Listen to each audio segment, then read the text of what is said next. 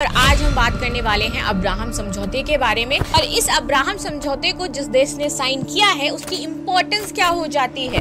Kazakhstan के बाद पाकिस्तान और सऊदी होंगे अब्राहम अकॉर्ड में शामिल। इजराइल को बहुत सारे देशों से मान्यताएं दिलवाई जा रही है यूएस के द्वारा जानबूझ करके। नमस्कार एंड वेलकम बैक टू एकाग्र आईएएस एकेडमी। और आज हम बात करने वाले हैं अब्राहम समझौते के बारे में कि ये क्या है, कैसे साइन किया गया है, स्पेशली क्यों साइन किया गया है और इस अब्राहम समझौते को जिस देश ने साइन किया है उसकी इम्पोर्टेंस क्या हो जाती है और सबसे बड़ी चीज इसकी लोकेशन और यूएस का सबसे बड़ा फायदा इसमें होने वाला है। तो चलिए इसी पर डिटेल में एनालिसिस कर लेते हैं। मेरा नाम है प्राची मिश्रा और आप सभी का बहुत बहुत स्वागत है। वीडियो अंत तक जरूर देखिएगा, बहुत ही इंपॉर्टेंट चीजें मैंने शेयर करी हैं। कजाकिस्तान के बाद पाकिस्तान और सऊदी होंगे अब्राहम अकॉर्ड में शामिल। डॉलर के लिए इजराइल को मान्यता देंगे यहाँ पर सहबाज। तो एक तरीके से आप देखो कि जो इजराइल है ना उसको बहुत ज़्यादा इंपॉर्टेंस दी जा रही है। यहाँ पर इजराइल को बहुत सारे देशों से मान्यताएं दिलवाई जा रही है यूएस के द्वारा जानबूझ करके कि इजराइल की दोस्ती गहरी हो ताकि ईरान को वो टैकल कर सके, ईरान के साथ जो समस्याएं चल रही हैं उसको वो शॉर्ट आउट कर सके। राइट, चलिए भाई, तो कजाकिस्तान के वर्तमान जो राष्ट्रपति हैं उनका नाम है जोमार्ट टोकायेव, क्योंकि पता होना चाहिए हमें भाई। अमेरिकी राष्ट्रपति डोनाल्ड ट्रंप ने नवंबर 2025 में कजाकिस्तान अब्राहम समझौते में शामिल होने जा रहा है, ऐसा यूएस ने बताया है। मध्य एशिया का ये मुस्लिम बहुल देश इस ऐतिहासिक में जुड़ने वाला पहला देश है। मतलब अभी तक कोई भी गैर अरब देश इसमें शामिल नहीं हुआ है। ये कदम न केवल अमेरिका की मध्य पूर्व शांति नीति को पुनर्जीवित करता है बल्कि ये इजराइल के साथ जो मुस्लिम देशों के संबंध हैं उसके बारे में भी बताता है। आगे आ जाते हैं अब्राहम समझौता। ये अब्राहम समझौता क्या है, तो देखो 13 अगस्त 2020 को संयुक्त राज्य अमेरिका है उसने ये मध्यस्थता करके इजराइल को और संयुक्त अमीरात के बीच एक हस्ताक्षरित करवाया था ये समझौता, ठीक है, जिसमें इजराइल और सऊदी अरब था, उन दोनों ने इसको शामिल किया, सऊदी अरब अमीरात ने। ये समझौता इजराइल और मुस्लिम या अरब देशों के बीच राजनयिक, आर्थिक और तकनीकी संबंधों की जो सामान्यीकरण प्रक्रिया है इसके लिए साइन किया गया था और ये इसको बढ़ावा देता था। कैसे कैसे लोग इसमें शामिल हुए, तो देखो संयुक्त अरब अमीरात 2020 में पहला खाड़ी देश था जिसने इजराइल को औपचारिक रूप से ज्वाइन किया। अगेन 2020 में ही बहरीन शामिल होता है, 2020 में ही सूडान शामिल होता है, 2020 में ही मोरक्को शामिल होता है। उसके बाद से अब आपका एक नया देश यहाँ पर शामिल हुआ है विच इज कजाकिस्तान।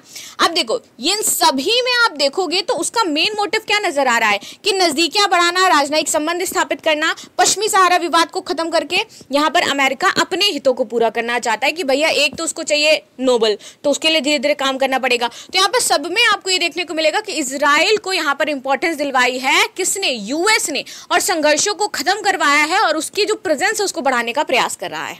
चलो आगे बात कर लेते हैं। इन चारों देशों ने इजराइल को आधिकारिक मान्यता दी जो कि पहले नहीं देते थे। अच्छा, खेल और व्यापार में भी ये देश इनके साझेदार हैं। नाम का अर्थ अगर हम बात करें अब्राहम, तो अब्राहम से आपको ये पता चलेगा जो अब्राहम है ना वो आपके जो आप यहूदी होते हैं, ईसाई होते हैं और जो इस्लामिक लोग होते हैं इनका एक साझा पूर्वज माना जाता है अब्राहम। इसीलिए ये समझौता धार्मिक सहअस्तित्व और शांति का प्रतीक हो जाता है। अब यहाँ पर सबसे इंपॉर्टेंट चीज है वो है कजाकिस्तान की location. The most important thing is the location. Location यहाँ पर इंपॉर्टेंट हो जाती है। क्यों भाई, क्योंकि इसी लोकेशन से अगर हम बात करें तो इसी लोकेशन में आप देखोगे कि आपको दिखाई देगा रूस और आपको दिखाई देगा यहाँ पर चाइना, क्योंकि ये टच करता है कजाकिस्तान से, इसलिए स्ट्रेटेजिकली इसकी जो लोकेशन है वो बहुत ही ज्यादा इंपॉर्टेंस रखती है। तो देखिए कजाकिस्तान मध्य एशिया का सबसे बड़ा मुस्लिम देश है, रूस, चीन और ईरान की सीमाओं से सटा हुआ है। ये पहली बार है जब कोई गैर अरब और मध्य एशियाई देश अब्राहम समझौते का हिस्सा बनेगा। इससे अब्राहम समझौते का भौगोलिक विस्तार मध्य पूर्व से बहरीन यहाँ पर हो रहा है। आगे आते हैं। कजाकिस्तान पहले से ही 1992 से इजराइल के साथ राजनयिक संबंध रखता है, इसलिए इसका शामिल होना नया गठबंधन नहीं है। हाँ, बस ये कह सकते हो कि ट्रंप की पहल को ये समर्थन दे रहा है और उसको अच्छी तरीके से औपचारिक रूप से लागू कर रहा है। अमेरिका के दृष्टिकोण से अगर बात की जाए तो देखो ये ट्रंप प्रशासन की सख्ती के माध्यम से शांति की नीति का हिस्सा है कि हम आपको पावर दिखाएंगे नहीं तो शांति एस्टैब्लिश कर लो। अमेरिका चाहता है कि अधिक मुस्लिम राष्ट्र इजराइल के साथ संबंधों को सामान्य करें ताकि मध्य पूर्व में जो उसके हितों की रक्षा है वो इजराइल कर पाए। राइट, चलो भाई आगे बात करते हैं। कजाकिस्तान इजराइल संबंध की अगर आप पृष्ठभूमि समझेंगे तो आपको ये पता चलेगा कि 1992 में जो सोवियत संघ का विघटन हुआ था उसके बाद ये स्टैब्लिश हुए थे। ठीक है, मुख्य स्रोत क्षेत्र क्या है? कृषि, जल प्रबंधन, साइबर सुरक्षा और रक्षा तकनीकी। पारिवारिक आंकड़ा क्या कहता है? लगभग $400 मिलियन का द्विपक्षीय व्यापार है इनके साथ। अगर हम बात करें सांस्कृतिक पहल कौन कौन सी चल रही हैं, तो कजाकिस्तान में यहूदी समुदाय का शांतिपूर्ण सह अस्तित्व और धार्मिक सहिष्णुता का ये प्रतीक है। वैश्विक और क्षेत्रीय प्रभाव की बात कर लेते हैं। अब ये क्या हो जाता है, तो देखो ये अमेरिका की मध्य एशिया को पुनर्सक्रिय कर देगा। चीन की बेल्ट एंड रोड इनिशिएटिव को, रूस के प्रभाव को यहाँ पर एक तरीके से अमेरिका अपने आप को सॉफ्ट एंट्री दिला रहा है और इसके प्रभाव को कम करेगा। किसके? चाइना और रशिया के।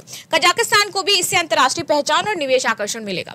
इजराइल की तकनीकी विशेषज्ञता और कजाकिस्तान के प्राकृतिक संसाधनों का मेल द्विपक्षीय लाभ देगा तथा ऊर्जा, कृषि तथा जल संसाधन प्रबंधन में बड़ा सहयोग दिलाएगा। इस्लामी दुनिया पर यहाँ पर व्यवहारिक कूटनीति का प्रभाव होगा और सऊदी अरब और इंडोनेशिया जैसों के बीच जो दबाव बढ़ता जा रहा था वो भी थोड़ा कम होगा।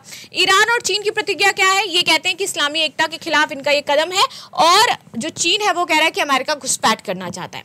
कुछ दिन पहले मैंने आपको बताया था कि C5 नेशन के साथ यहाँ पर मीटिंग की जा रही है, किसमें कजाकिस्तान, उज्बेकिस्तान, किर्गिस्तान, तुर्कमेनिस्तान शामिल हो रहे हैं।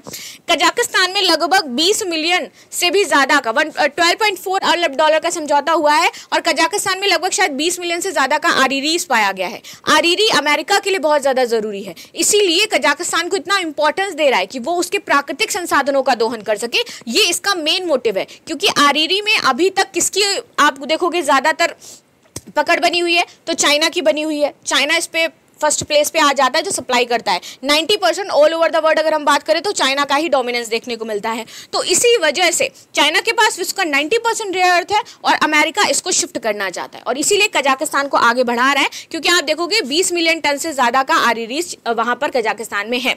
मध्य एशिया के 5 देश कजाकिस्तान, किर्गिस्तान, तजाकिस्तान, तुर्कमेनिस्तान और उज्बेकिस्तान भौगोलिक रूप से रूस और चीन के बीच में तथा यूरेशिया का हार्टलैंड भी इसको कहा जाता है। अप्रैल 2025 में कजाकिस्तान ने 20 मिलियन टन से अधिक रेयर अर्थ धातुओं का नया भंडार यहां पर सत्यापित किया था। इसमें आपके जो यूरेशियन देश हो जाते हैं बहुत बड़ा रोल अदाते हैं। इसमें सेलेनियम है, लिथियम है, निकोडियम है, यूट्रियम है। स्मार्टफोन बनाने में इनका यूज होता है, कंप्यूटर चिप, सैन्य तकनीकी बनाने में यूज होता है, तो इसको शिफ्ट किया जा सकता है। अच्छा, बात करते हैं भारत के लिए निहितार्थ। तो भारत के लिए यह कदम सकारात्मक विकास है, क्योंकि इजराइल, अमेरिका, कजाकिस्तान, अरब देश सभी के साथ हमारे अच्छे संबंध हो जाते हैं। तो यानी कि तेल और यूरेनियम इंडिया को भी मिल पाएगा। ऊर्जा और व्यापार में हमारी मदद करेगा। राजनीतिक परिप्रेक्ष्य से समझे तो हमारा जो कनेक्शन है सेंट्रल एशिया पॉलिसी और इंटरनेशनल नॉर्थ साउथ जो ट्रांसपोर्ट कॉरिडोर है उसमें भी ये हेल्प करने वाला है, तो हमारे लिए बेटर है। ईरान और इस्लामी गुटों का विरोध कर सकते हैं, ये संभावित चुनौती है। सीमित व्यावहारिक परिणाम देखने को मिलेंगे। चीन रूस असहजता देखने को मिल सकती है, लेकिन अब निष्कर्ष इस बात पे डिपेंड करता है कि भाई आगे क्या चीजें होंगी, कैसे ये अपने संबंधों को बेटर बनाएंगे और चाइना और रूस इसमें किस तरीके की रणनीतियां अपनाएगा।